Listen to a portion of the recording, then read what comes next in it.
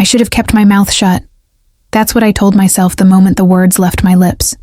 The moment I saw his eyes, cold, calculating, impossibly dark, shift from his phone to my face. But by then it was too late.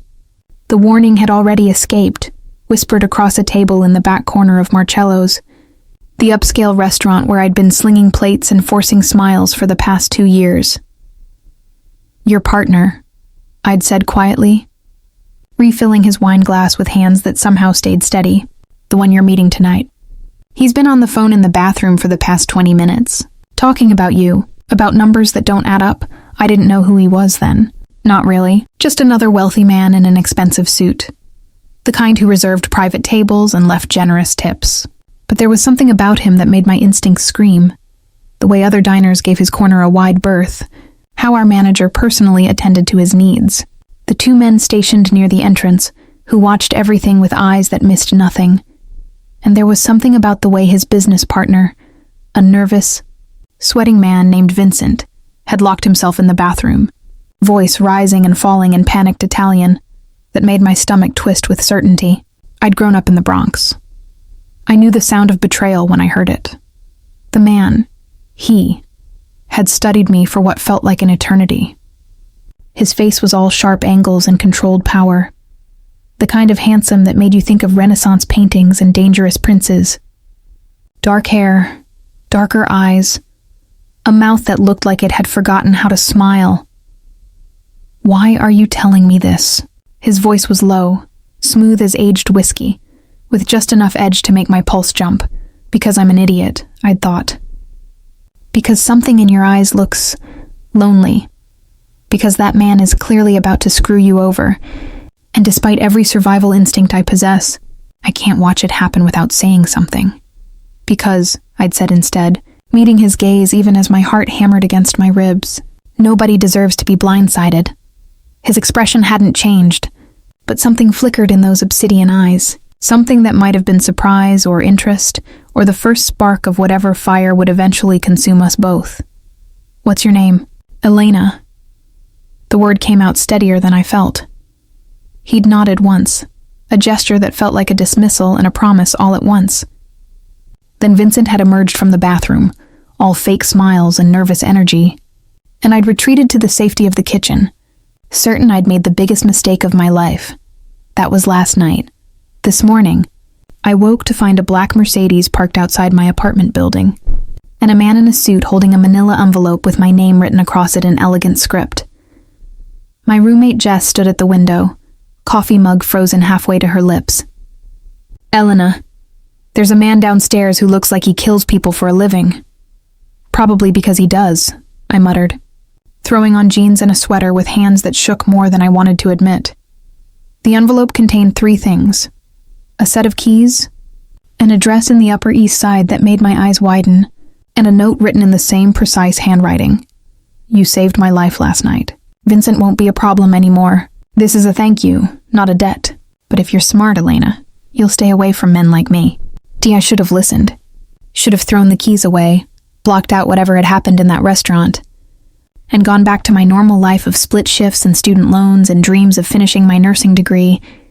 Instead, I found myself standing outside a building that probably cost more than I'd earn in 10 lifetimes, keys heavy in my palm, staring up at walls of glass and steel that caught the morning sun like a fortress made of light. Just look, I told myself. Just see what apartment it is, and then you'll leave.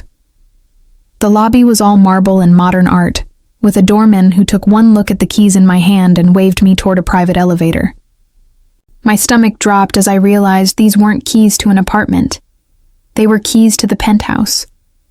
The elevator ride felt endless. My reflection stared back at me from polished gold doors.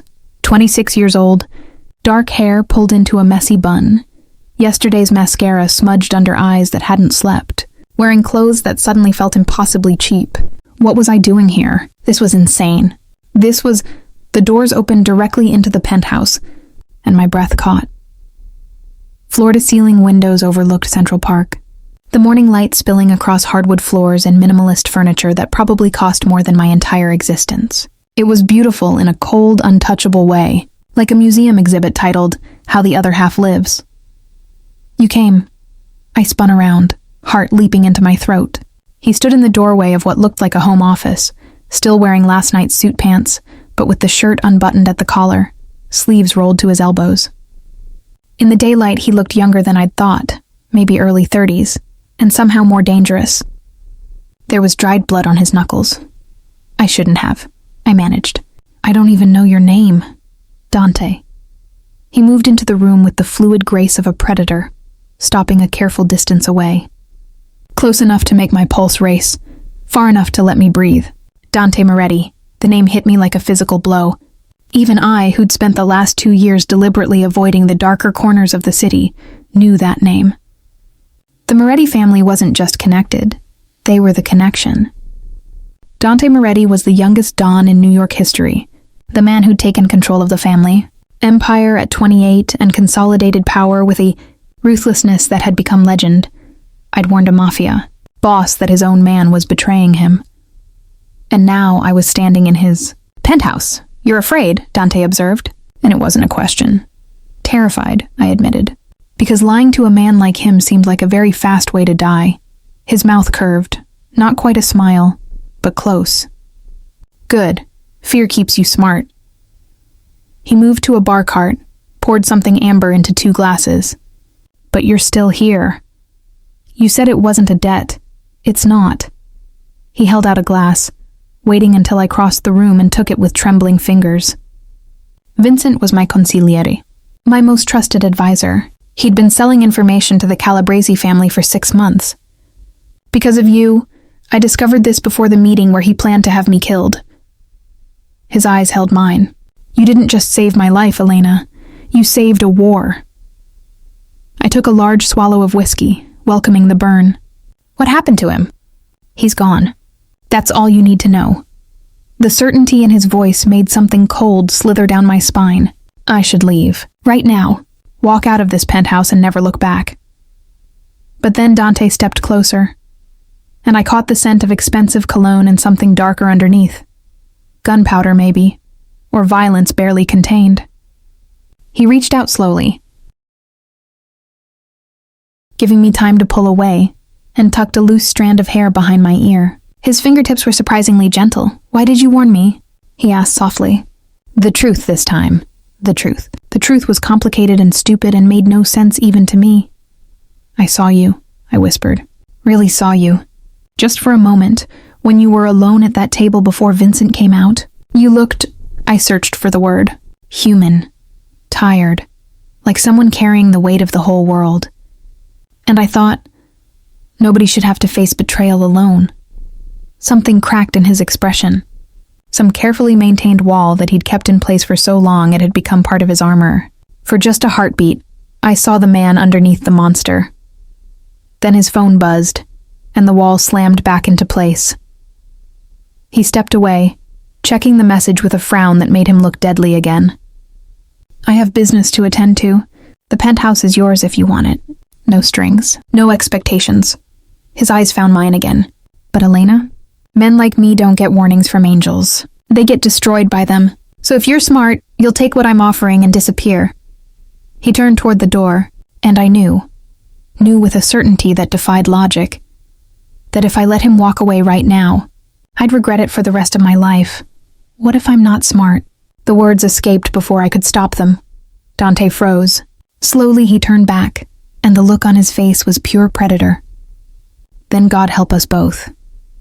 He left, the elevator doors closing behind him with a quiet chime that sounded like a death knell. I stood in the middle of that impossible penthouse, whiskey glass still in hand, and wondered what the hell I'd just started.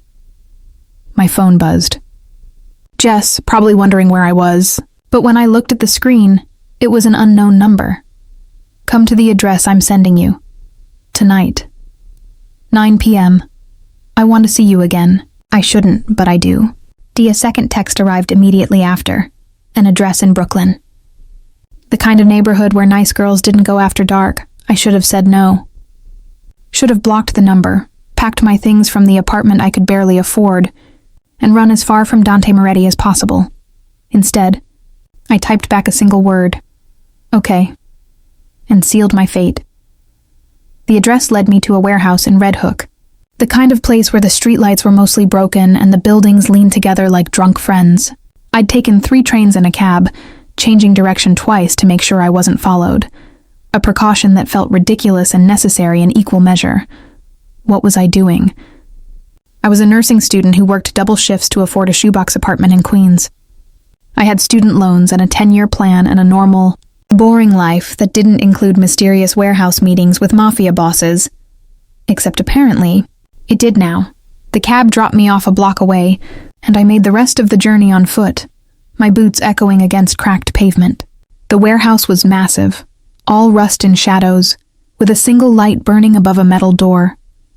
2 men in dark suits flanked the entrance, and I recognized one of them from the restaurant. "Elena," the one on the left said. Not a question. He opened the door. "Boss is expecting you." Inside, the warehouse had been transformed into something between an office and a command center. Maps covered one wall, pins and strings connecting locations I didn't recognize. Computer monitors glowed in the corner, watched over by a young man with calculating eyes. And in the center of it all stood Dante, bent over a table covered in papers, his shirt sleeves rolled up, a gun holstered at his hip. He looked up when I entered, and something in his expression softened, a fracture in the armor he wore like a second skin. "You came." He sounded almost surprised. "You asked." I stepped further into the space, very aware of the men stationed around the room, all pretending not to watch me, although I'm starting to think this is how I die, lured to a warehouse in Brooklyn by a beautiful man with blood on his hands. Dante's mouth curved into something that might have been a smile, if he remembered how. I've never been called beautiful before. Then people aren't looking properly. The words hung between us, too honest, too raw. His eyes darkened, and suddenly the warehouse felt too small, the air too thick. He moved around the table with that fluid, dangerous grace, stopping close enough that I had to tilt my head back to meet his gaze. "Do you know what I do, Elena?" His voice was low, intimate in a way that made my stomach flip. "The people I hurt? The lines I cross? I can guess. Guessing isn't knowing." He reached out, and I held my breath as his fingers traced my jaw, the touch feather light and somehow more devastating than any kiss. "I run drugs, guns, money. I make problems disappear. I've killed men who betrayed me and smiled while doing it. I'm not a good man playing at being bad. I'm a monster who happens to look human." "Then why did you invite me here?" His hand dropped, and for a moment he looked lost. "Because when you looked at me in that restaurant, you saw something I thought I'd buried years ago. And then you warned me anyway, even though you knew, some part of you knew what I was." He stepped back, creating distance that felt like miles. "I needed to know if it was real.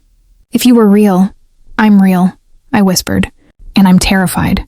But I'm still here. Why?" The question I'd been asking myself all day. Why had I come to the penthouse? Why had I said yes to meeting him? Why was I standing in a warehouse surrounded by armed men, staring at a man who could end me with a word? "Because," I said slowly, choosing each word like stepping stones across a raging river.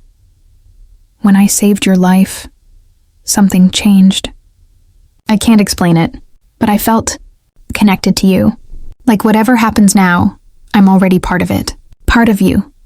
Dante closed his eyes briefly, as if my words caused him physical pain. When he opened them again, the vulnerability was gone, replaced by cold calculation. "You need to understand something, Elena. The Calabrese family knows I discovered their spy. They know someone warned me. And if they find out it was you..." He let the sentence hang, weighted with terrible implications. Ice flooded my veins. "Are you saying I'm in danger?" "I'm saying you were the moment you opened your mouth." He moved back to the table, picked up a folder, and handed it to me. "This is everything we know about you. Education, employment history, friends, family. Your mother in Boston, your brother in Denver, your roommate Jess who works at the bookstore on Amsterdam." I flipped through the pages with numb fingers, seeing my entire life reduced to data points and surveillance photos. They had pictures of me leaving my apartment, serving tables at Marcello's, walking to class. How long had they been watching? "You investigated me. The moment you spoke to me, I had to know who you were. If you were a plant, an enemy, a trap." His voice was matter of fact. but there was something underneath it. Regret, maybe. You're clean. A nursing student with no connections to any family, no criminal record, no reason to be on anyone's radar. Until now. Until now, he agreed. The Calabrese family has eyes everywhere. Eventually, they'll piece it together. And when they do, they'll come for you. Not to kill you, that would be too easy. They'll use you to hurt me, to send a message. My hands started shaking. This was real. This wasn't some dark romance fantasy or a thrilling story I could close when it got too intense. This was my actual life, and I'd stumbled into a war I didn't understand. So what do? My voice came out smaller than I wanted. Dante looked at me for a long moment, something working behind his eyes, a decision being made, a line being crossed. You let me protect you. How? You disappear. New name, new city, enough money to start over. My people can make it happen by morning, or... He paused, and the air between us crackled with possibility. You stay close, under my protection, in my world, the penthouse, and everywhere else I go. My men, my cars, my security. You become... mine. The last word was soft, dangerous, weighted with implications that made my pulse race. They can't touch you if you're under my protection. If everyone knows that hurting you means going through me. I should have chosen disappearing. Should have taken the new identity and run as far as possible. But even as the thought formed, I knew I wouldn't. Couldn't. Because something had shifted last night when I'd warned him. Something fundamental and irreversible. I'd seen beneath his armor, and he'd looked at me like I was something precious instead of disposable. And God help me. I wanted to see that look again. If I stay, I said carefully, what does that make me? Your property? Your girlfriend? The word sounded absurd in this context. It makes you protected, Dante said. What you are beyond that is up to you. And if I say no to both options? His expression turned grave. Then you go back to your normal life. And I pray the Calabrese family doesn't find you before I can neutralize the threat. But Elena... He crossed to me again, and this time when he touched my face, there was something desperate in the gesture. I've seen what they do to send messages. I wouldn't wish it on anyone, especially not someone who saved my life. You're saying I don't really have a choice. You have a choice. It's just that both options come with a cost. His thumb traced my cheekbone with devastating gentleness. But if you stay, if you let me keep you safe, I promise you'll want for nothing. And I'll do everything in my power to end this quickly. How long? Weeks, maybe a month. The Calabrese family is already fractured. Vincent gave me enough information to know where they're weak. I can break them, but it takes time. A month. I'd be giving up my job, my apartment, my entire life for a month, living in the penthouse of a mafia boss, protected by his men, waiting for him to finish a war I'd accidentally started. It was insane. Okay, I heard myself say. I'll stay. Dante's eyes flared with something fierce and possessive. Say it again. I'll stay with you, under your protection. He exhaled slowly, as if he'd been holding his breath. Then, to my shock, he pulled me against him, one arm wrapping around my waist while his other hand cradled the back of my head. It wasn't sexual, or not just sexual. It was... claiming. Protective. As if by holding me, he could shield me from the storm he'd warned me about. I'll keep you safe, he murmured against my hair. Whatever it takes. I should have felt trapped, scared. Instead, pressed against the solid warmth of him, breathing in his scent and feeling his heartbeat steady against my cheek, I felt something else entirely. Safe, and that terrified me more than anything. Boss. One of the men approached, phone in hand, expression grim. We have a problem. Dante released me instantly, all business. What? Someone torched Elena's apartment building an hour ago. No casualties, but my knees buckled. Dante caught me, his arm iron around my waist. Jess? I gasped. My roommate is fine, the man assured me. Out with friends. But the message is clear. Dante's face had turned to stone, fury radiating off him in waves. They know, he said softly. They're faster than I expected. His eyes met mine, and I saw murder in them. You're not leaving my sight. Marco, bring the car around. Tell the others to prepare the estate. We're going to ground. Everything happened in a blur. I was ushered into a black SUV with bulletproof glass, sandwiched between Dante and another guard. We drove through the night, Manhattan's lights fading behind us as we headed north, into Westchester and beyond. My home was gone. My clothes, my books, my laptop with all my school notes, everything burned. And Jess, God, Jess would think I was dead. I need to contact my roommate, I said. She'll be worried. No. Dante's voice was firm. No contact with anyone from your old life. Not until this is over. But, Elena... He turned to me, and his expression was granite. They burned your building as a warning. If they connect Jess to you, they'll use her. If they trace your mother or your brother, they'll use them too. The only way to keep everyone safe is to let them believe you disappeared. Maybe died in the fire. Horror washed over me. You want them to think I'm dead? I want them to think you're not worth looking for. His hand found mine in the darkness, squeezed once. It's temporary. When this is over, you can resurface. But right now, Elena Carter needs to disappear. I stared out the window at the darkness rushing past, reality crashing over me in suffocating waves. 24 hours ago, I'd been a waitress with a boring life. Now I was a ghost, hiding from mafia families, protected by a man who killed without remorse. I don't even know you, I whispered. No, Dante agreed, his voice soft in the darkness. But you will. The car turned off the highway onto a private road, and through the trees, I caught glimpses of lights.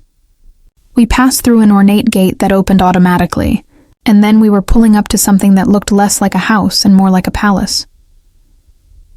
Welcome to the Moretti estate, Dante said as he helped me out of the car. You're home for the foreseeable future. I stood in front of the massive mansion, surrounded by armed guards and towering walls, and knew with absolute certainty that I'd just traded one kind of cage for another. The only question was whether the thing I should fear most was the enemies outside these walls or the man standing beside me. The estate was enormous. 30 rooms, Dante told me, spread across 3 floors of old money and new security. My room was in the east wing, decorated in cream and gold, with windows that overlooked gardens I'd explore by daylight. It was beautiful in an impersonal way, like a hotel suite designed by someone who'd forgotten what it meant to live. I stood at those windows now, watching the sun rise over manicured lawns and thinking about Jess. Was she safe? Did she think I was dead? The not knowing was torture, but I understood Dante's logic. In his world, information was a weapon. The less people knew, the safer everyone stayed. Didn't make it hurt less. You're up early. I spun to find Dante in the doorway, wearing different clothes than last night, dark jeans and a black t-shirt that did devastating things to his physique. Without the suit armor, he looked younger, more human, more dangerous. Couldn't sleep, I admitted. Keep thinking about my life going up in flames. Literally. I'm sorry. He stepped into the room, and I noticed he carried a coffee mug. I know it doesn't help, but I am. You saved my life, and this is how I repay you, by dragging you into hell. You offered me an out. Not a real one. He handed me the coffee, black, the way I'd taken it at the restaurant. The fact that he'd noticed, that he'd remembered, made something warm bloom in my chest. Running wouldn't have kept you safe, just alone when they found you. I sipped the coffee, welcoming the bitter burn. How long until you finish this? Really? Honestly? Dante moved to the window, standing close enough that I felt his heat. The Calabresi family is fracturing, but they're not broken. I need to cut off their supply lines, turn their allies, and eliminate their leadership. 2 weeks minimum, more likely a month. And in the meantime, I'm under house arrest? His mouth curved without humor. Essentially, you can go anywhere on the grounds, but you don't leave without me and a security detail. No phone calls, no internet without supervision. I've arranged for your nursing school to believe you've had a family emergency. Your job thinks the same. I should have felt furious, trapped. Instead, I felt oddly calm. You're very thorough. I have to be. In my world, one mistake means death. He turned to face me fully, and his expression was complicated. Regret and determination and something else I couldn't name. I know this is hard, but I promise you, Elena, the moment you're safe, you can go back to your life. Resume your studies, reconnect with friends. I'll make sure you have everything you need to start over. What if I don't want to start over? The question surprised us both. Dante went very still. What do you mean? What did I mean? I wasn't sure myself, only that something about this, about him, felt inevitable. Like I'd been walking toward this moment my entire life without knowing it. I warned you, because something in me recognized something in you, I said slowly. And now I'm here, and yes, I'm scared. But I'm also curious about you, about this world, about who I become in it. You don't want to know that person. His voice was rough. This world destroys everything soft, everything good. Are you trying to warn me off? I'm trying to protect you from me. I set down my coffee and stepped closer, driven by instinct and courage I didn't know I possessed. What if I don't want protection from you? What if I want... Don't. The word came out strangled. Don't finish that sentence. Why not? Because I've spent all night talking myself out of this. Out of wanting you. He cupped my face with both hands, his touch gentle despite the intensity in his eyes. You're innocent, Elena, pure, and I'm darkness wrapped in an expensive suit. If I touch you, I'll ruin you. Maybe, I breathed. I want to be ruined. Dante's control shattered. He made a sound low in his throat and kissed me, hard and hungry and desperate. It wasn't gentle or tentative. It was claiming, possessive, a brand that seared straight through to my soul. I gasped against his mouth, and he took advantage, deepening the kiss until I couldn't think, couldn't breathe, couldn't do anything but feel. His hands tangled in my hair, angling my head for better access. I gripped his shirt, pulling him closer, and he groaned against my lips. A sound of pleasure and pain and surrender all at once. When we finally broke apart, we were both breathing hard. This is a mistake, Dante said, but he didn't let me go. Probably. I shouldn't want you like this, but you do. God help me. Yes. He rested his forehead against mine, eyes closed. From the moment you warned me, you've been under my skin. I can't stop thinking about you, the way you looked at me, like I was worth saving. No one's looked at me like that in years. Because they're afraid of you. And you're not? I'm terrified, I admitted. But not of you, of this, of how much I want something I don't understand. Dante pulled back, and his expression had shifted. Less guarded, more raw. I need to show you something. Will you come with me? I nodded, and he took my hand, the gesture simple, intimate, and led me through the mansion. We descended stairs I hadn't seen last night, going down into what must have been the basement. But instead of wine cellars or storage, we emerged into something unexpected. A gym. But not just any gym. A boxing ring, complete with heavy bags, weight equipment, and a wall of weapons that made my breath catch. This is where I come when the world gets too heavy, Dante said, releasing my hand and moving to unwrap tape from around his knuckles. When I need to remember I'm still human underneath the monster.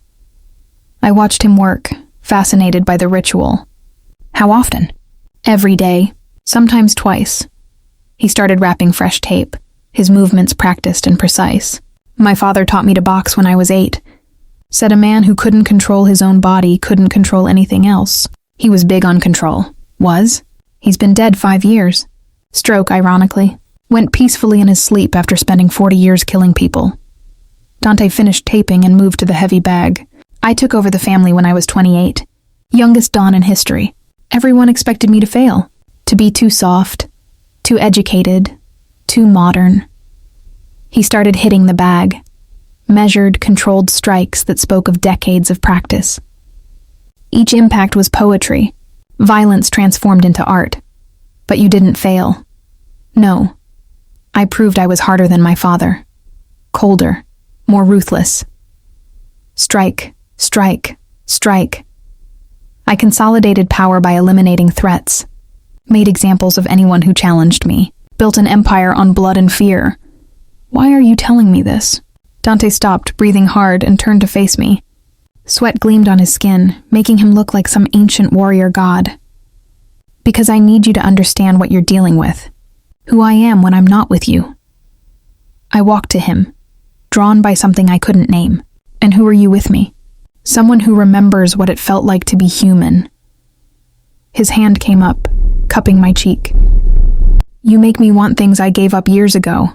Peace, softness, a life that doesn't involve looking over my shoulder every second. Then take them, I whispered. Take me, Elena. I know you're dangerous. I know you've done terrible things. But when you look at me like this, when you touch me like I'm something precious instead of breakable, I struggled for words. Alive. Really alive for the first time. Dante's eyes darkened with heat and something else. Possessiveness, fierce and undeniable. You don't know what you're asking for, so show me. He kissed me again, softer this time, but no less intense. His hands roamed my back, my waist, learning my curves through the thin fabric of my sleep shirt. I pressed against him, feeling the heat of him through our clothes, the coiled strength barely held in check. Say stop, he murmured against my throat, kissing down the column of my neck. And I'll stop. I swear it, but I didn't want him to stop. I wanted more. More of this feeling, this connection, this glimpse of the man beneath the armor. I threaded my fingers through his hair and pulled his mouth back to mine. We kissed until we were both breathless, until the world narrowed to just this, his mouth on mine, his hands in my hair, his heart thundering against my palm, and when he finally pulled away, we were both shaking. I should go, Dante said, but he didn't move. I have meetings, things that can't wait. Then go. He kissed me one more time, slow and sweet and devastating. Tonight, have dinner with me. Let me show you that I'm not just the monster. Okay. He left, and I stood alone in the gym, fingers pressed to my lips, wondering what the hell I was doing. Falling for a mafia boss, letting myself be consumed by a man who killed without remorse, trading my boring, safe life for something dangerous and all-consuming. My phone, the new one Dante's people had given me, encrypted and monitored, buzzed with a message. I can't stop thinking about you. This is dangerous. We're dangerous, but I'm done fighting it. I typed back without hesitation. Me too. And with those two words, I stopped pretending this was temporary. Stopped telling myself I was just surviving until I could escape. I was falling, and God help me.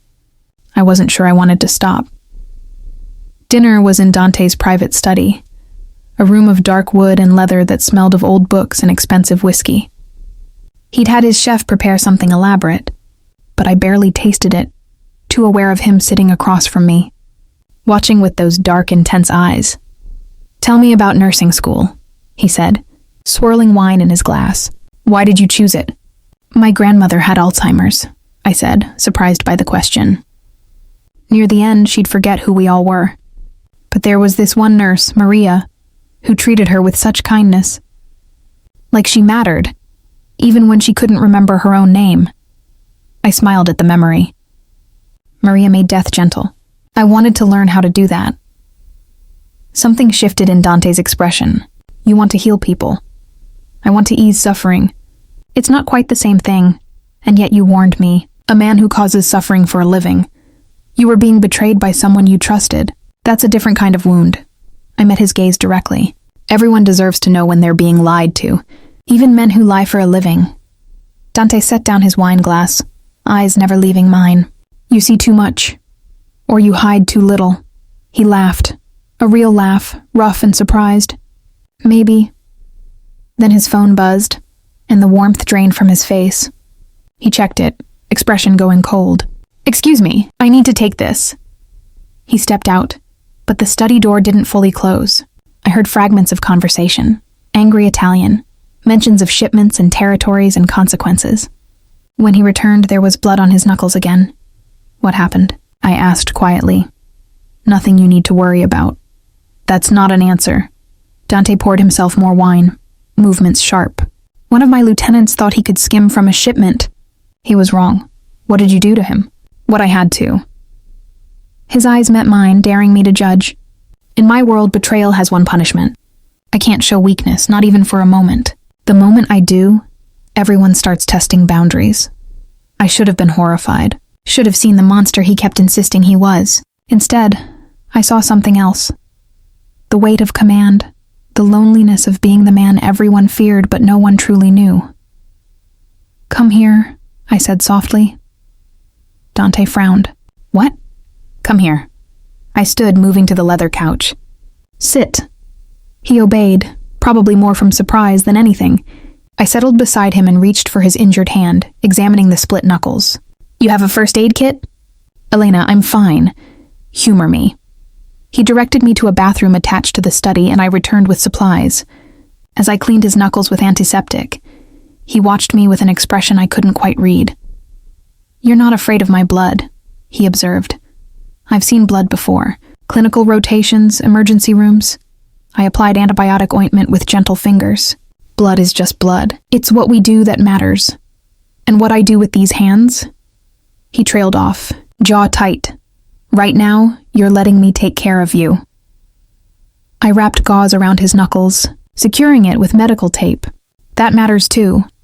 When I finished, Dante caught my hand before I could pull away. "Why aren't you running? Most people, if they saw what I really am..." "I see what you are," I interrupted.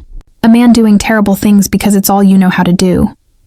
Because your father taught you strength means violence, and leadership means fear. But you also protect the people under your care. You keep your word, and you warned me away even though you wanted me to stay. That doesn't make me good." "No," I agreed. "But it makes you human." Dante pulled me against him, burying his face in my hair. We sat like that for long minutes, his arms wrapped around me, my head on his shoulder. It felt intimate in a way that went beyond physical attraction, like I was seeing beneath the layers of armor and violence to the man who'd forgotten what it felt like to be held. "I don't know how to do this," he admitted quietly. "How to be with someone. My last relationship was years ago, and it ended badly. She wanted the power, not the person. When she realized I wouldn't give her control, she tried to have me killed." "Jesus." "Yeah." His arms tightened. "I haven't let anyone close since. Haven't wanted to, until you walked into that restaurant and looked at me like I mattered." I tilted my head back to meet his eyes. "You do matter. To my family. To my business, but not as a person. Not as Dante, just as the Dawn." He cupped my face. "But when you look at me, you see someone worth saving. And I don't know what to do with that." "Maybe," I whispered. "You just let yourself be seen." He kissed me then, soft and searching, like I was something precious he was afraid to break. I kissed him back, pouring everything I couldn't say into the contact. The fear and attraction and impossible hope that maybe, somehow we could both survive this. We were still kissing when his phone exploded with calls. Dante jerked away, expression going lethal. He answered with a snarl. "What?" I watched his face go from anger to shock to fury in the span of seconds. "When? How many?" A pause. "Lock it down. No one in or out. I'm on my way." He ended the call and turned to me, eyes blazing. "We need to move, now." "What's happening?" "The Calabrese family just hit one of my warehouses. They're making their move faster than anticipated." He was already heading for the door, pulling a gun from his desk drawer. "Marco!" His head of security appeared instantly. "Boss? Take Elena to the safe room. Full lockdown protocol. No one gets to her, understand?" "Yes, sir. Wait." I grabbed Dante's arm. "Where are you going?" "To handle this." He gripped my shoulders, his touch urgent. "Listen to me. Stay in the safe room until I come for you personally. Don't trust anyone else, not even my own men. The Calabrese family has infiltrated organizations before. I can't risk..." His jaw clenched. "I can't risk you. Dante." He kissed me hard and fast. "I'll come back. I promise." Then he was gone, disappearing into the night with a team of armed men. Marco guided me through the mansion to a section I hadn't seen, a steel-reinforced door that opened into a room that looked like a luxury bunker. Comfortable furniture, a bed, supplies for days, and enough weapons to start a small war. "Mr. Moretti takes your safety very seriously," Marco said, checking the security monitors.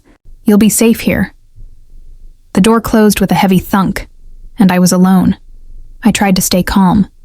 Tried to convince myself this was just a precaution, that Dante would handle whatever was happening in return.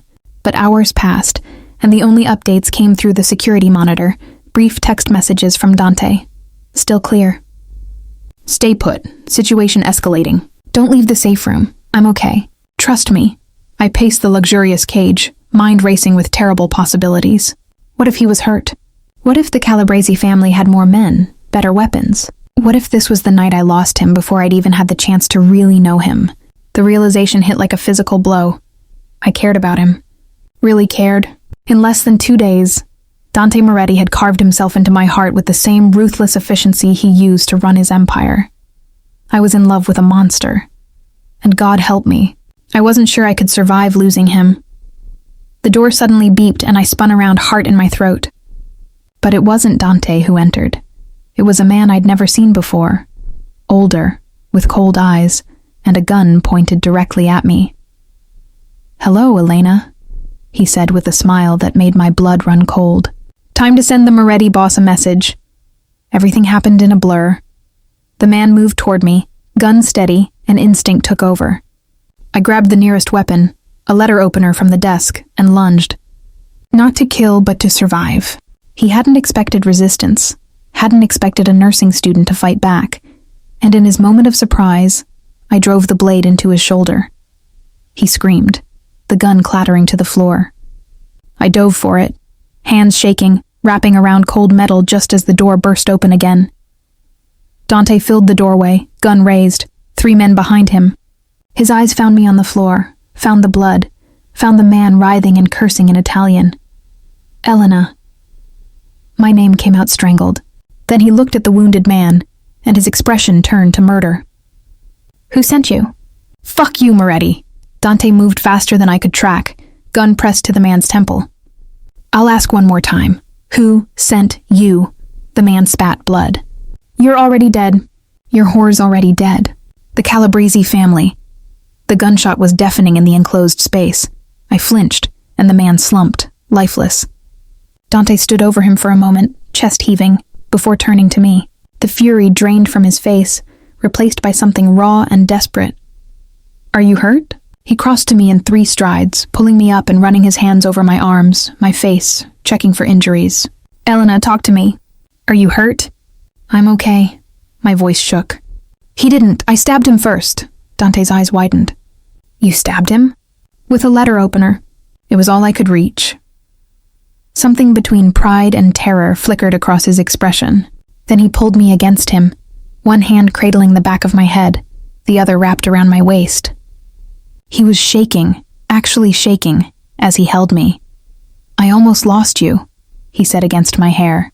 "He was one of mine, a man I trusted, bought by the Calabrese family. He had the codes to the safe room. If you hadn't fought back..." His arms tightened. "Christ, Elena, you could have died." But I didn't. I pulled back enough to meet his eyes. "And you came. You promised you would, and you did. I'll always come for you." The vow was fierce, absolute. "Always." Marco appeared in the doorway. "Boss, we need to move. This room is compromised, and we don't know how many others they've turned." Dante nodded sharply. "Clear the estate. Everyone gets vetted again, top to bottom. Anyone who can't be verified out." He looked down at me. "We're leaving. There's another property, more secure. Pack nothing. We go now." Within minutes, I was in an SUV surrounded by guards, Dante beside me, speeding through the night. He hadn't let go of my hand since we left the safe room, his grip almost painful. "Where are we going?" I asked. "A property in the Catskills. Off the grid, minimal staff, impossible to infiltrate." His jaw was tight. "I should have anticipated this. Should have known they'd go after you directly. You can't predict everything. I'm supposed to." He finally looked at me, and his eyes were haunted. "Protecting my people is my job." "Protecting you?" He shook his head. "When I saw you on that floor with blood on your hands, He broke off, unable to finish. "You what?" "I realized I can't lose you. Not to them. Not to anyone." His free hand cupped my face. "You've become too important. In 2 days, you've become everything." My breath caught. "Dante, I know it's crazy. I know it's too fast.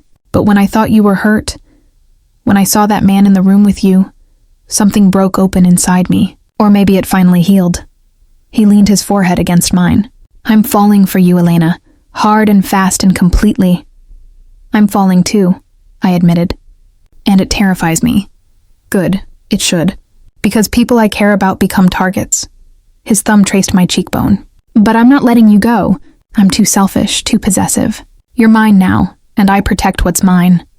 The caveman declaration should have offended me, should have made me pull away. Instead, it made heat pool low in my belly, made something primal in me respond to the claim in his voice. Say it, he demanded softly. Tell me you're mine. I'm yours, I whispered, and meant it. Dante kissed me like a man possessed, like he could brand his claim into my skin. The kiss was hungry, desperate, and I met him with equal fervor, both of us trying to prove we were alive. We were here. We'd survived.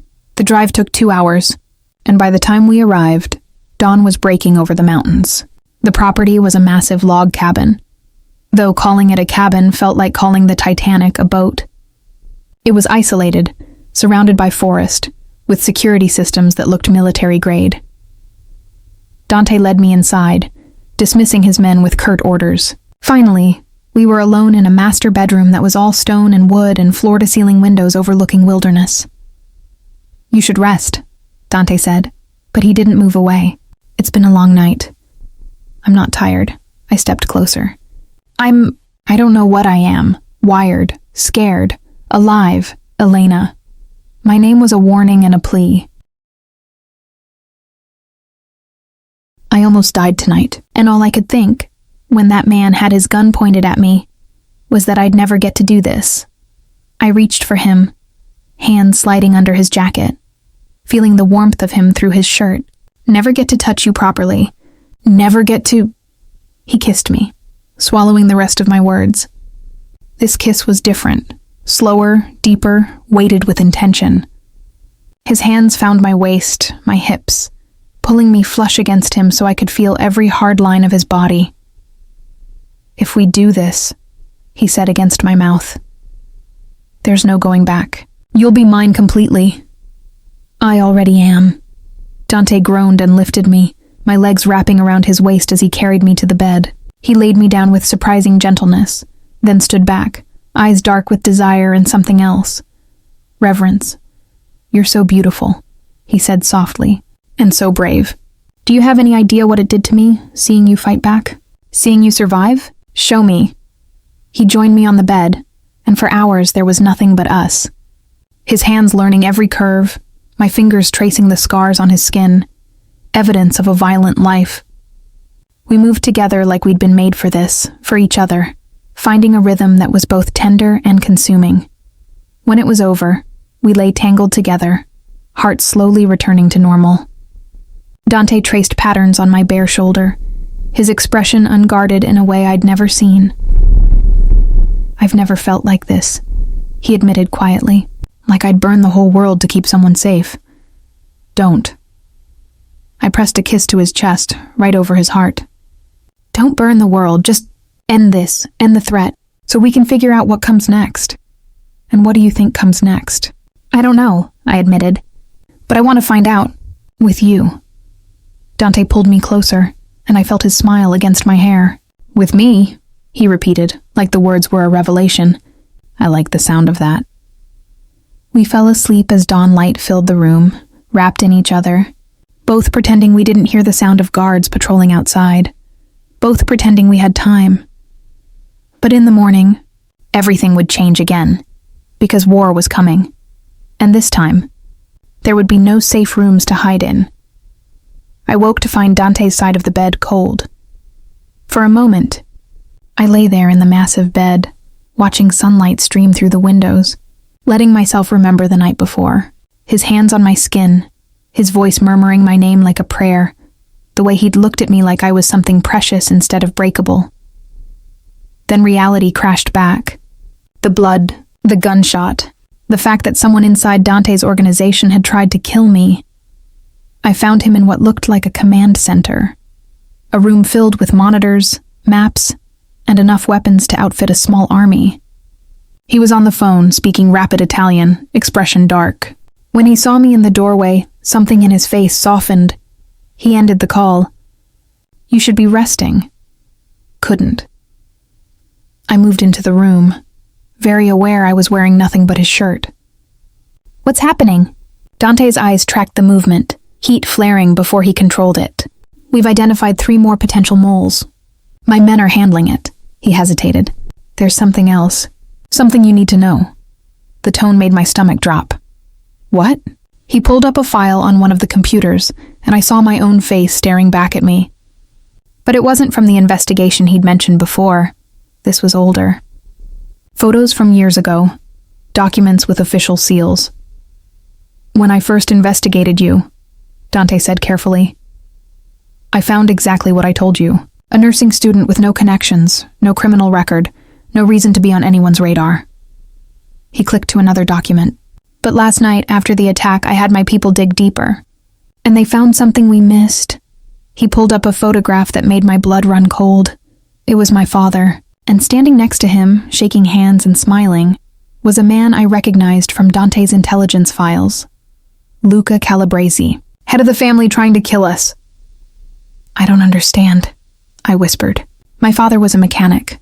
He died when I was 12.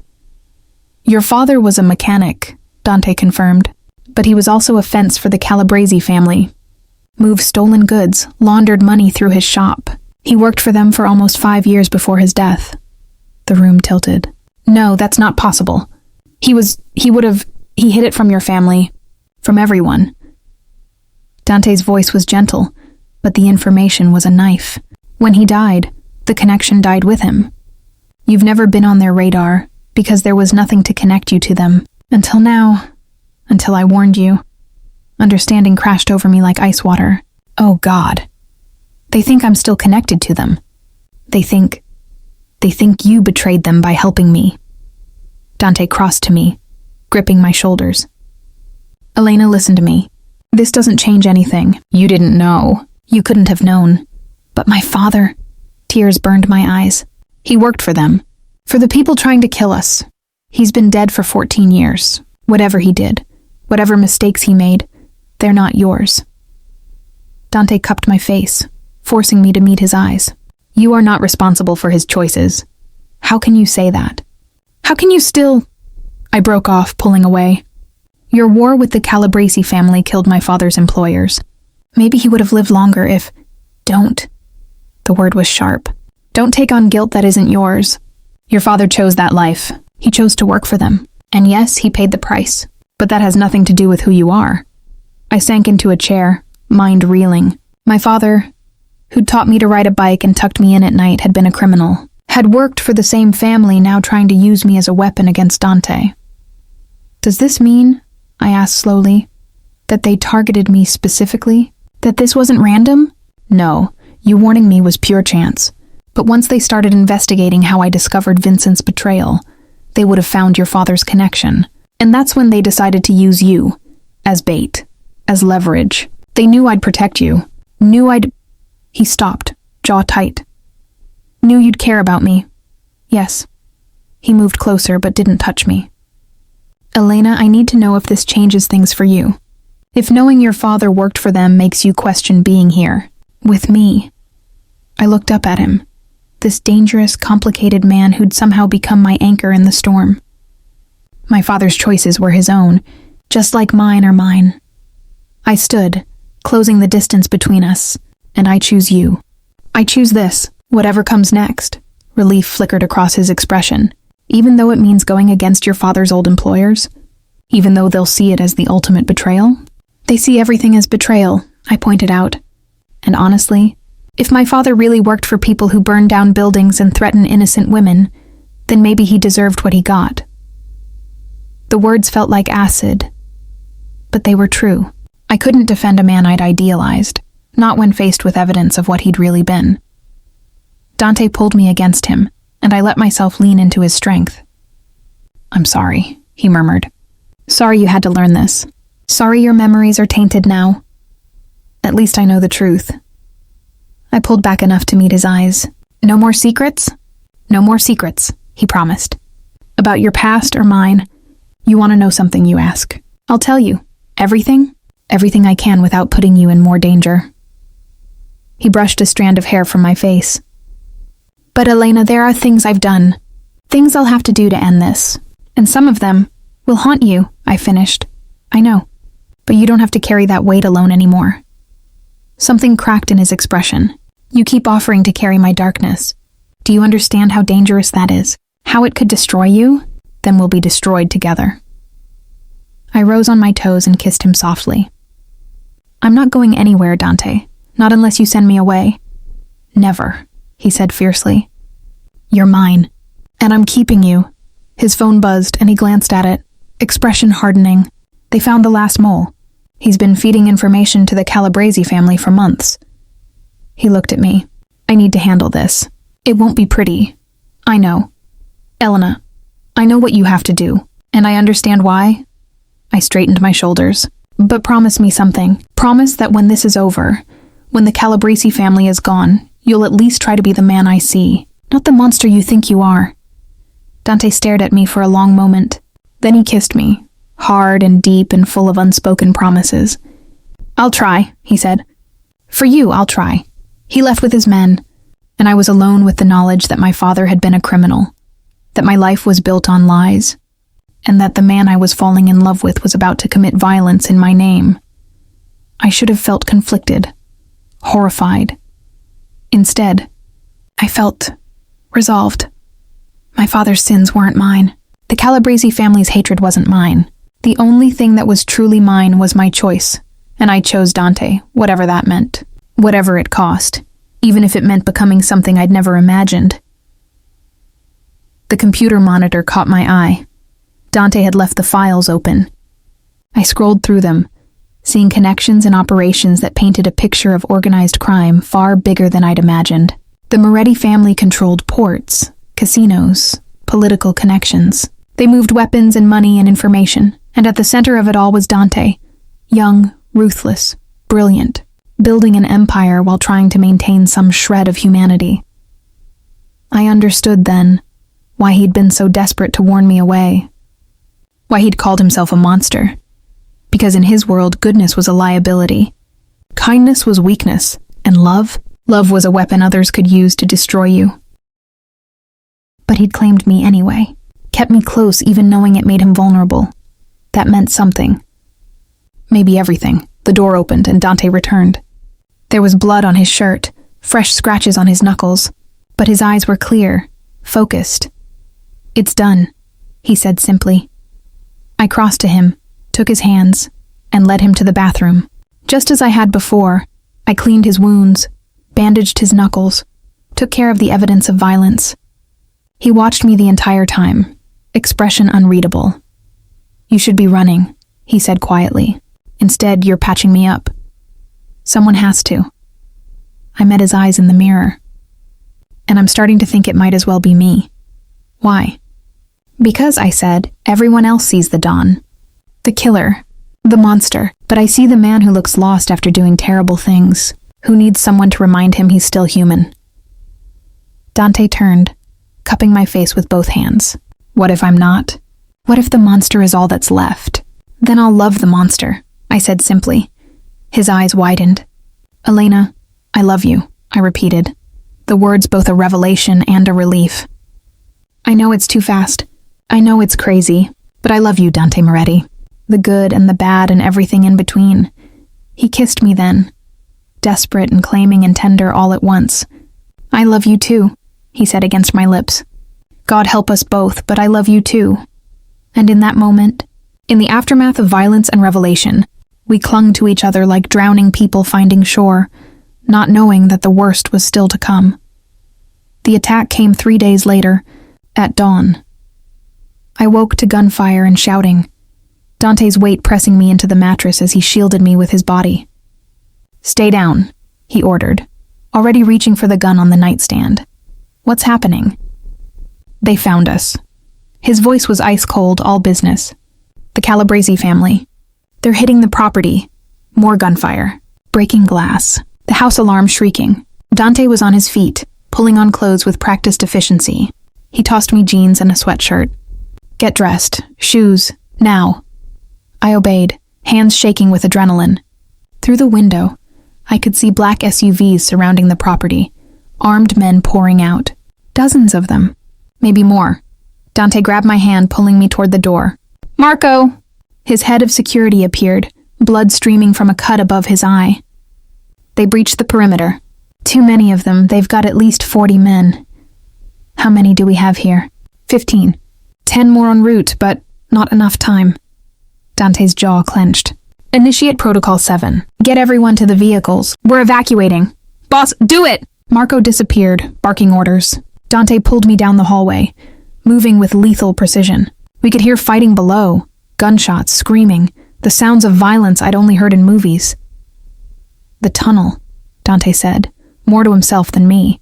We can get out through... An explosion rocked the house.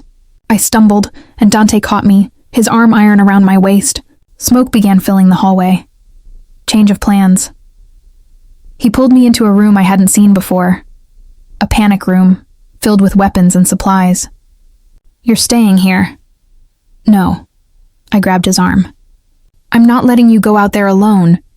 Elena, listen to me. He gripped my shoulders, eyes blazing. They have too many men. This isn't about winning, it's about survival. And I need to know you're safe. Then stay with me.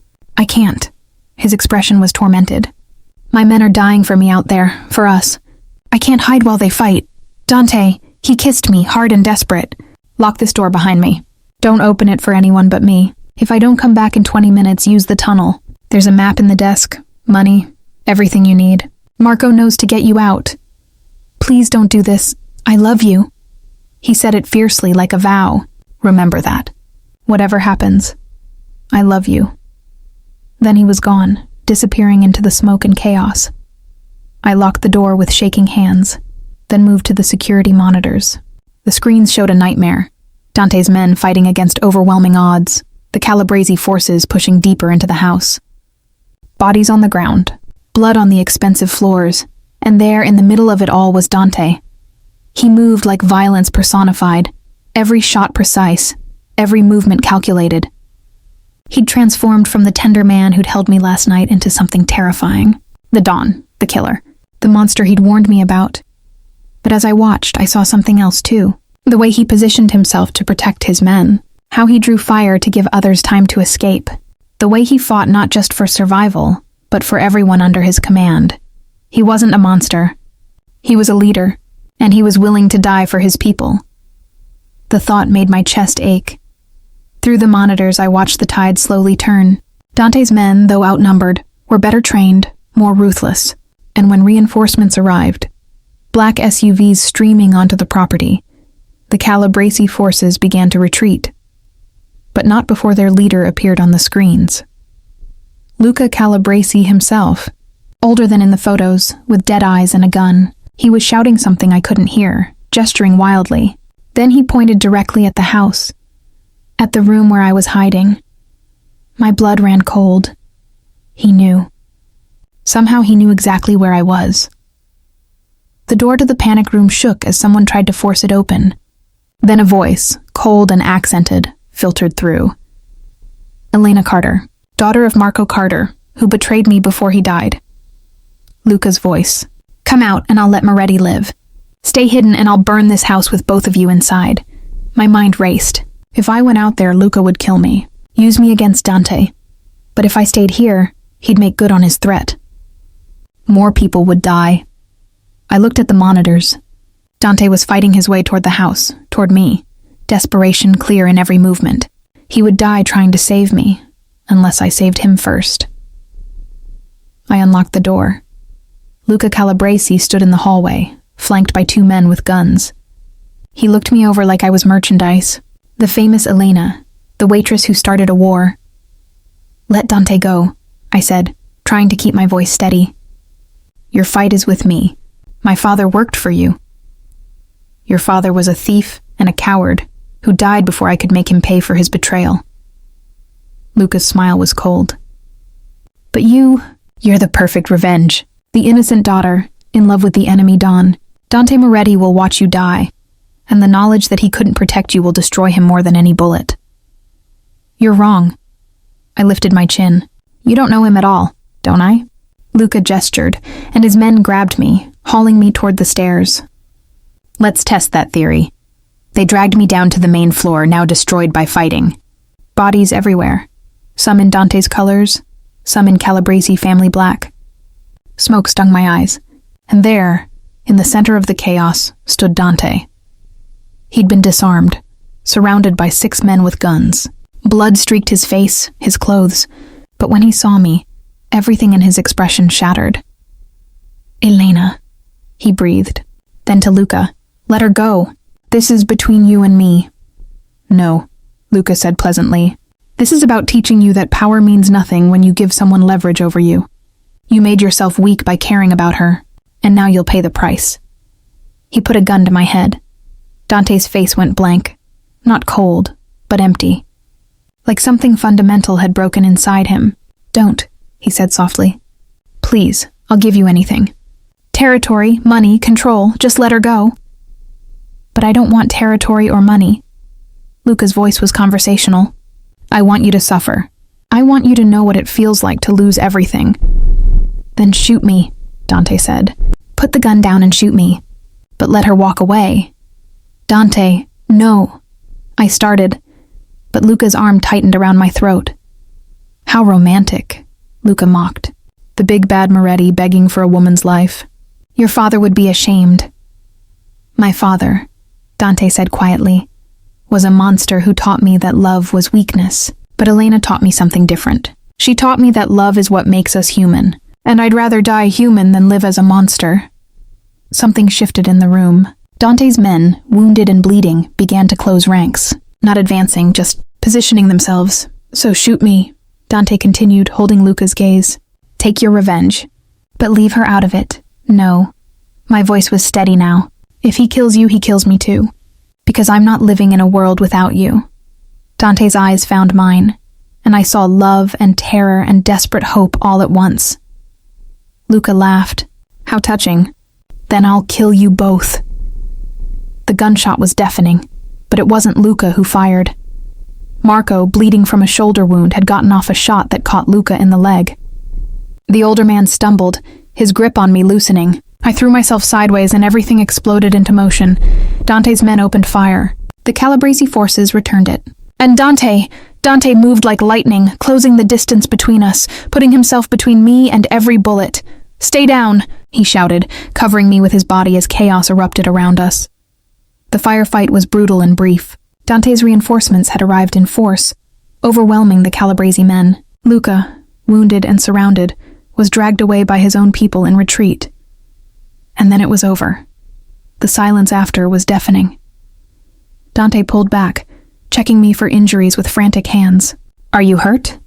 Did they? "I'm okay." I grabbed his face, making him look at me. "Dante, I'm okay." He crushed me against him and I felt him shaking. "I thought I'd lost you.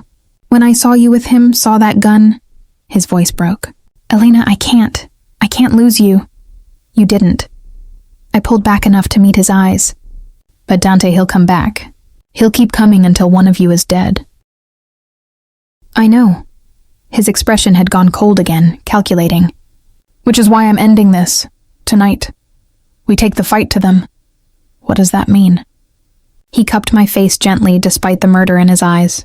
"It means I'm going to show the Calabrese family what happens when someone threatens the woman I love. And when I'm done, there won't be enough of them left to threaten anyone." The promise in his voice should have scared me. Instead, it made me feel safe. Because Dante Moretti wasn't just fighting for territory or power anymore, he was fighting for me, and I was starting to understand that there was nothing more dangerous than a monster who'd learned to love. They moved me to another safe location while Dante planned his final assault.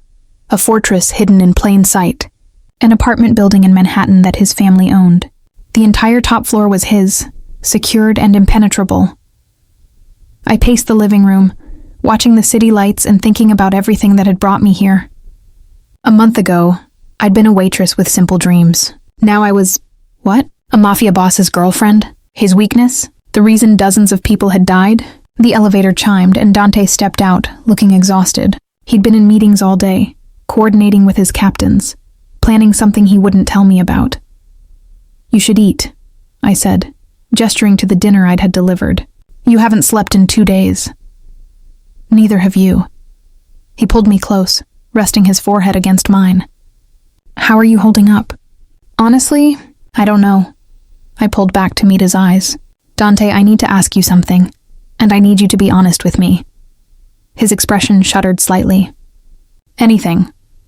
When this is over, when the Calabrese family is gone, what happens to me? To us? He was quiet for a long moment. What do you want to happen? I asked you first. Dante moved to the windows, staring out at the city he controlled. When this is over, you'll be safe, free to go back to your life, finish nursing school, be the person you were supposed to be before I dragged you into hell. That's not an answer. It's the only answer I can give. He turned back, and his expression was raw. Elena, I love you, more than I thought possible. But loving me means living in a world of violence and fear. It means always looking over your shoulder, never knowing if someone will use you against me. It means I'll have to be stronger than I was, I interrupted. Braver, more careful. But Dante, none of that scares me as much as the thought of leaving you. You say that now. I mean it. I crossed to him, taking his hands. Do you know what I realized watching you fight for your men? For me, you're not the monster you think you are. Yes, you're dangerous. Yes, you've done terrible things. But you protect your people. You keep your word. And you love with everything you have. That doesn't erase the blood on my hands. No, I agreed. But it doesn't define you either. You're more than your worst moments, Dante. And I want to be here for all of it. The good, the bad, the terrifying. I want to build something with you. His eyes searched mine, desperate and hopeful. You'd really stay? In this world? With me? I already made my choice, I said softly. In that warehouse when you asked me to trust you. Every day since I've been choosing you, and I'll keep choosing you, as long as you'll have me. Dante pulled me against him, kissing me with a desperation that spoke of fear and relief and love all tangled together. I don't deserve you, he murmured against my lips. Probably not, I agreed. But you're stuck with me anyway.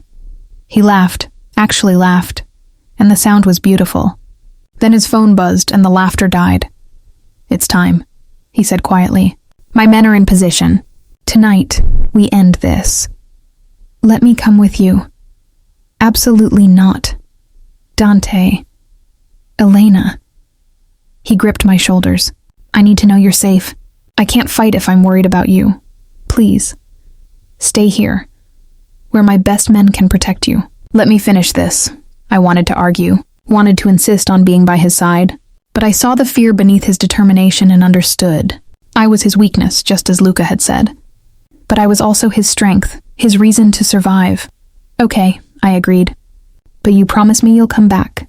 No heroic sacrifices, no stupid risks. You fight smart and you come back to me. I promise. He kissed me once more, lingering. I love you, Elena Carter.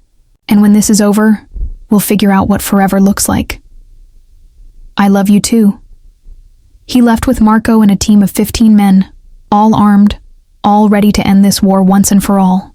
I watched from the window as their vehicles disappeared into the night. Then I did what he'd told me not to do. I followed them. I borrowed clothes from one of the female guards, dark pants, a black jacket. I found the address Dante had left carelessly in view, knowing he hadn't expected me to look, and I called a car, slipping out through a service entrance the guards didn't know I'd discovered days ago. Because I'd meant what I said. I'd chosen him, chosen this life, and that meant I didn't hide while he fought. It meant I stood beside him, even when, especially when, he thought I should be safe and sheltered. The address led me to an industrial district in Queens. I could hear gunfire before I saw the building. A warehouse complex that the Calabrese family used as a base. Dante's men had surrounded it, systematically taking out guards and pushing inward. I found Marco coordinating from behind an SUV. He saw me and his eyes widened. Elena, what are you— where's Dante? Inside, and you need to leave right now. If the boss finds out you're here, he'll be furious. I know, I squared my shoulders, but I'm not leaving. So you can either waste time trying to make me, or you can help me get to him. Marco stared at me for a long moment. Then surprisingly, he smiled. Boss is lucky to have you. He handed me a Kevlar vest. Stay close. Don't do anything stupid. And if I get fired for this, you're helping me find a new job. Together, We moved into the building. The fighting was intense, systematic, and brutal.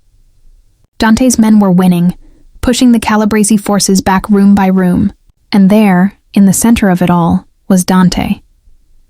He'd cornered Luca Calabrese in what looked like an office. The older man was wounded, surrounded, out of options, and Dante looked like death personified, cold, calculating, ready to execute the man who'd threatened me. "This is for every person you've hurt," Dante said softly.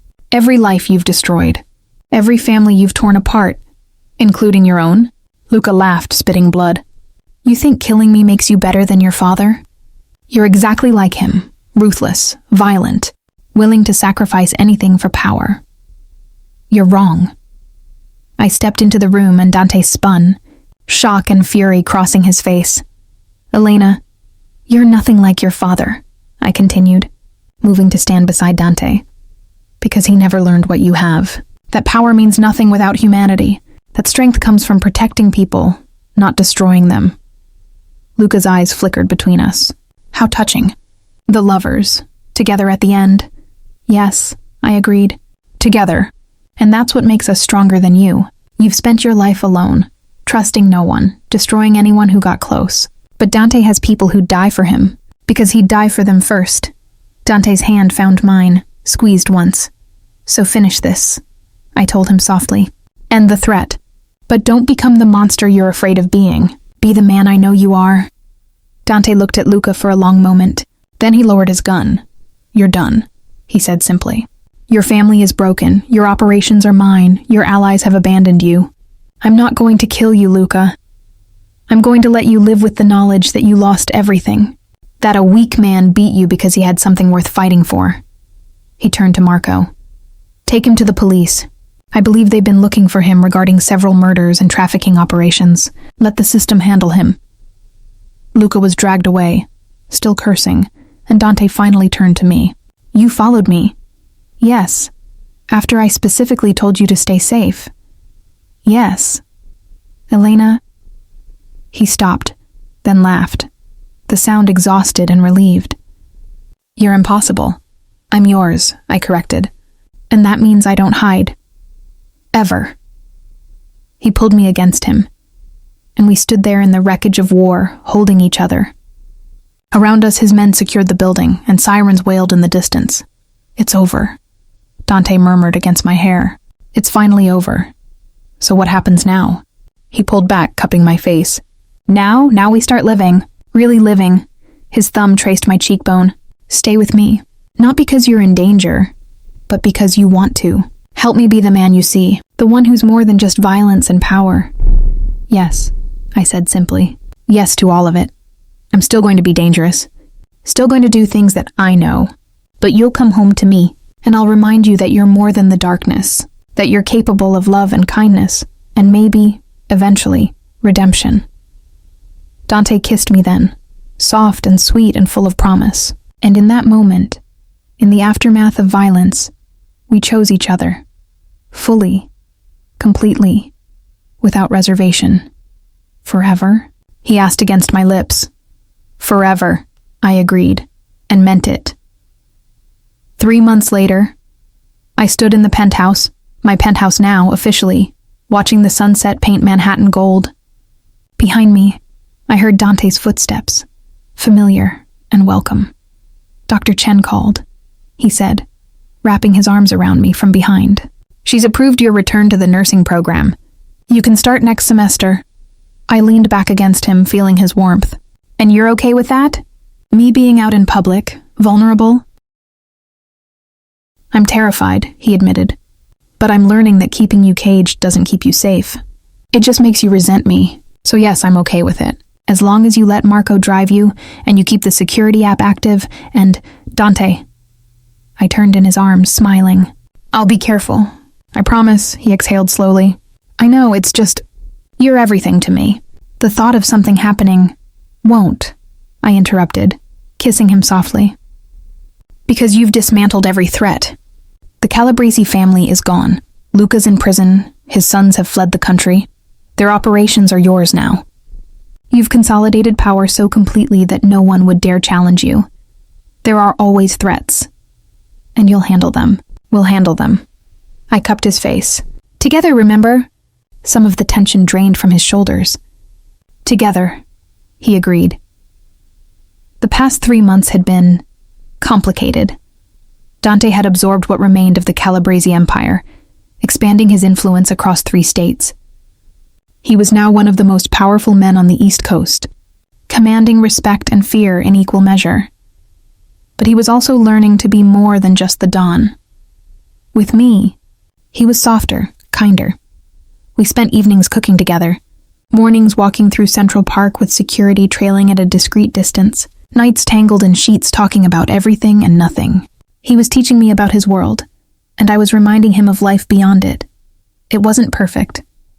There were still nights when he came home with blood on his hands, still decisions he made that I couldn't quite reconcile with the man who held me gently in the darkness. But we were learning, building something new from the wreckage of who we'd been. I have something for you, Dante said, pulling back. He reached into his pocket and withdrew a small velvet box. My heart stopped. Dante, it's not what you think, he said quickly, then paused. Or maybe it is. I don't know. I'm not good at this. He opened the box, revealing a ring, a stunning emerald surrounded by diamonds, set in platinum. This was my grandmother's. She was the only person in my family who believed in love, who thought there was more to life than power and violence. It's beautiful, I whispered. She gave it to me before she died, told me to give it to someone who made me remember I was human. His eyes met mine.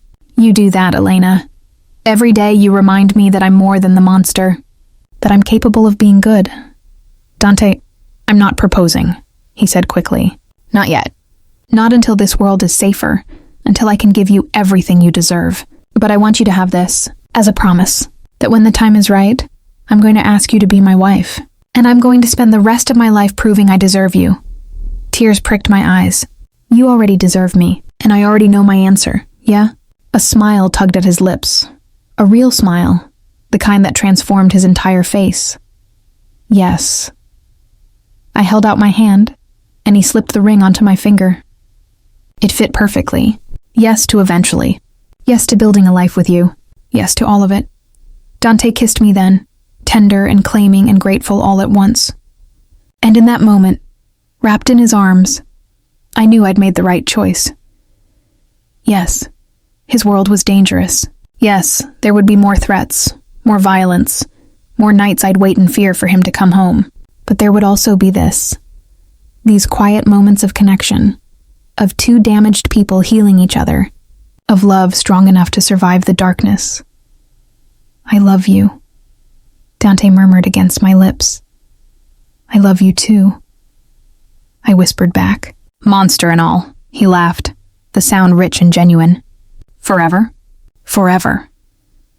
And as the sun set over the city he ruled, we stood together in the light, 2 broken people who'd found wholeness in each other. The waitress and the mafia boss, the nurse and the killer, the light and the darkness, balanced perfectly. It wouldn't always be easy. His world would continue to make demands, and I'd have to be stronger than I'd ever imagined to survive it. But we'd face it together, him teaching me about power, me teaching him about mercy. Building something new from the ashes of who we'd been. 3 months ago, I'd been a nobody. A waitress who'd warned a stranger about betrayal and accidentally started a war. Now I was more, stronger, braver. The woman who'd chosen to love a monster and found a man instead, and I wouldn't change a single moment of it. Come on, Dante said, tugging me toward the bedroom. We're celebrating. No work, no calls, no interruptions. Just us, I agreed, following him. And as the city lit up beneath us, I knew that whatever came next, whatever threats or challenges or fears, we'd face them together. Because love, I'd learned, wasn't about finding someone perfect. It was about finding someone worth fighting for. And Dante Moretti was worth every battle. 6 months later, epilogue. The wedding was small, intimate, just Dante's closest people and the few friends I had left from my old life. Jess stood as my maid of honor, still half convinced I'd lost my mind but supportive anyway. "You're sure about this?" she whispered as we stood outside the chapel. "It's not too late to run." I looked through the doorway at Dante, devastating in a tuxedo, his eyes searching for me. When our gazes met, he smiled, that rare, genuine smile he saved only for me. "I'm sure," I said. "He's everything I didn't know I needed. Even with the whole, mafia thing? Especially with that." I squeezed her hand. "I know it sounds crazy, but he makes me braver, and I make him better. Together, we're whole." Jess shook her head, but she was smiling. "Then let's get you married to your terrifying mob boss." The ceremony was beautiful. Traditional vows that felt revolutionary in the context of our unusual lives. When Dante slipped the wedding band onto my finger, next to the emerald that had lived there for months, his hand trembled slightly. "I promise," he said softly, "just for me, to be worthy of this, of you, every day for the rest of our lives." "You already are," I whispered back. The kiss sealed not just a marriage, but a partnership, a promise that we'd face whatever came, together. Later, at the reception held in the penthouse that was now officially ours, Dante pulled me onto the balcony. The city sprawled beneath us, glittering and dangerous and beautiful. "Any regrets?" he asked, wrapping his arms around me. I leaned back against him, my husband, feeling nothing but certainty. "Not a single one. Even though your life will never be normal." "Normal is overrated." I turned in his arms. "I'd rather have extraordinary, and dangerous, and real." "We'll have all three," he promised, "plus safety eventually. I'm working on legitimizing more of the business, getting out of the worst of it. For you, for any future." He stopped, looking almost shy. "Children?" I supplied, smiling. "Maybe, if you want them. If we can make this world safe enough." "We will," I said with confidence I'd earned through fire and blood. "We'll build something better. Not perfect, but ours." Dante kissed me. My husband, my partner, my choice. "I love you, Mrs. Moretti." "I love you too," I whispered. "Now and forever." And as the city lights sparkled and music drifted from inside, we stood together on the edge of our new life. The waitress who'd warned a stranger, the mafia boss who'd learned to love, two impossible people who'd found each other in the darkness and decided to build their own light. It wasn't the life I'd planned. It wasn't the safe, normal future I'd once imagined. It was better, because it was ours, built on truth and choice and love strong enough to survive anything. And that, I'd learned, was worth every risk I'd taken.